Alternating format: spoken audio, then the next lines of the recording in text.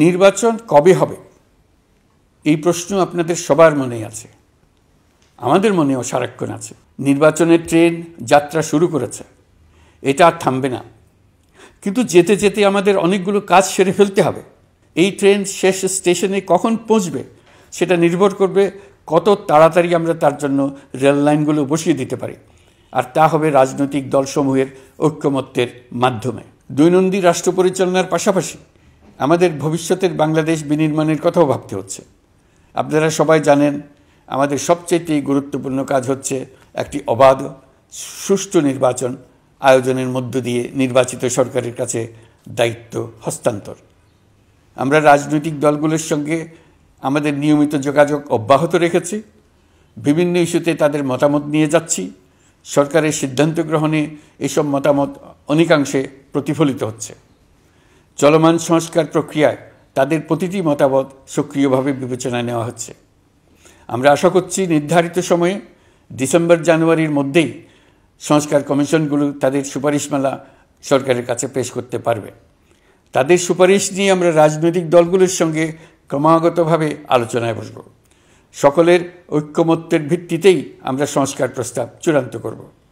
নির্বাচন কবে হবে এই প্রশ্ন আপনাদের সবার মনেই আছে, আমাদের মনেও সারাক্ষণ আছে। আপনারা লক্ষ্য করেছেন নির্বাচন আয়োজনের লক্ষ্যে আমরা প্রয়োজনীয় পদক্ষেপ নিতে শুরু করেছি। কয়েকদিনের মধ্যে নির্বাচন কমিশন গঠন হয়ে যাবে। তারপর থেকে নির্বাচন আয়োজন করার সমস্ত দায়িত্ব তাদের উপর বর্তাবে।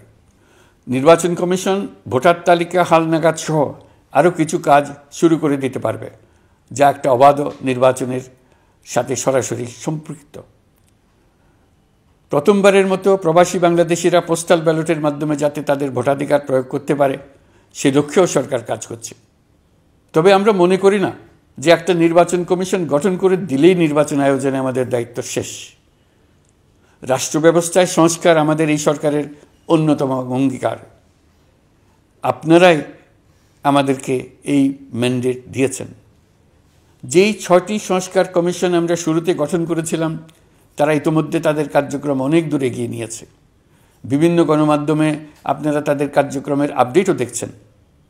কয়েকটি সংস্কার কমিশন ডিজিটাল প্ল্যাটফর্ম গঠন করেছে। আমার অনুরোধ আপনারা এই প্ল্যাটফর্মে উৎসাহ সহকারে আপনাদের মতামত জানাতে থাকুন। প্রথম 6টি সংস্কার কমিশনের মধ্যে একটি হলো নির্বাচন সংস্কার কমিশন।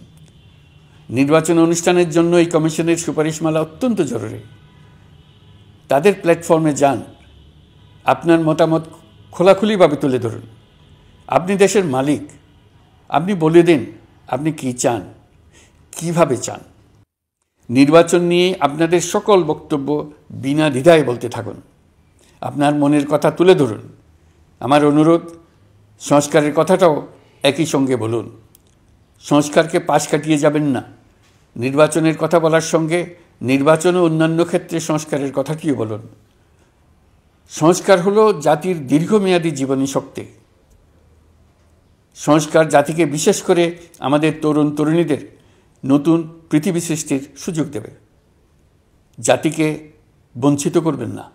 নির্বাচন আয়োজনে যে সংস্কার কমিশনের সুপারিশমালায় রাজনৈতিক দলসমূহ এবং দেশের সকল মানুষের মতামত অপরিহার্য, সেই কমিশন হলো সংবিধান সংস্কার কমিশন। এই সুপারিশমালার যে অংশ সকলের কাছে গ্রহণযোগ্য হবে তার ভিত্তিতে নির্বাচনী আইন সংশোধন করতে হবে। সমান্তরালভাবে ভোটার তালিকাও হালনাগাদ করার প্রক্রিয়া চলতে থাকবে। আমি নিশ্চিত নই সংস্কার প্রস্তাবসমূহ বাস্তবায়নের সুযোগ আমরা কতটুকু পাব। তবে আমি আপনাদের কথা দিচ্ছি, আপনারা সুযোগ দিলে প্রয়োজনীয় কিছু অত্যাবশ্যকীয় সংস্কার কাজ শেষ করেই আমরা আপনাদের কাঙ্ক্ষিত নির্বাচন আয়োজন করব। ততদিন পর্যন্ত আমি আপনাদের ধৈর্য ধারণ করার অনুরোধ করব। আমরা চাইব আমরা যেন এমন একটি নির্বাচন ব্যবস্থা সৃষ্টি করতে পারি যা যুগ যুগ ধরে অনুসরণ করা যাবে। এর ফলে সাংবৎসরিক রাজনৈতিক সংকট থেকে আমাদের দেশ রক্ষা পাবে। এই জন্য প্রয়োজনীয় সময়টুকু আমি আপনাদের কাছ থেকে চেয়ে নিচ্ছি। নির্বাচনী সংস্কারের সিদ্ধান্ত হয়ে গেলে খুব দ্রুত আপনারা নির্বাচনের রোডম্যাপও পেয়ে যাবেন। অন্তর্বর্তী সরকার সৃষ্টি হয়েছে রাজনীতিকে নীতির কাঠামোয় আনার জন্য এবং রাজনীতির জন্য নতুন পরিবেশ সৃষ্টির নিবিড় আকাঙ্ক্ষা থেকে। এই আকাঙ্ক্ষা পূরণ করা থেকে জাতিকে বঞ্চিত করবেন না। নির্বাচনের ট্রেন যাত্রা শুরু করেছে, এটা আর থামবে না। কিন্তু যেতে যেতে আমাদের অনেকগুলো কাজ সেরে ফেলতে হবে। এই ট্রেন শেষ স্টেশনে কখন পৌঁছবে সেটা নির্ভর করবে কত তাড়াতাড়ি আমরা তার জন্য রেল লাইনগুলো বসিয়ে দিতে পারি, আর তা হবে রাজনৈতিক দলসমূহের ঐক্যমত্যের মাধ্যমে। ইতিমধ্যে অন্যান্য সংস্কার কমিশনের সুপারিশমালা নিয়ে আলাপ চলতে থাকবে। নির্বাচন ছাড়াও আরও গুরুত্বপূর্ণ সংস্কার করার ব্যাপারে ঐক্যমত গঠনের জন্য অতিরিক্ত সময় প্রয়োজন হতে পারে। দেশবাসীর কাছে, বিশেষ করে রাজনৈতিক দলগুলির কাছে আমরা ক্রমাগতভাবে প্রশ্ন তুলতে থাকব, কী কী সংস্কার নির্বাচনের আগে আপনারা করে নিতে চান। নির্বাচনের আয়োজন চলাকালীন কিছু সংস্কার হতে পারে। সংস্কারের জন্য নির্বাচনকে কয়েক মাস বিলম্বিতও করা যেতে পারে।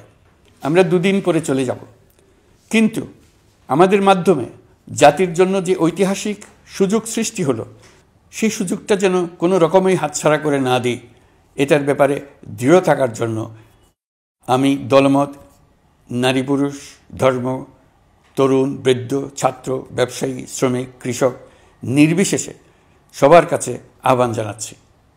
আশা করি আপনারা আমার এই আবেদন গ্রহণ করবেন।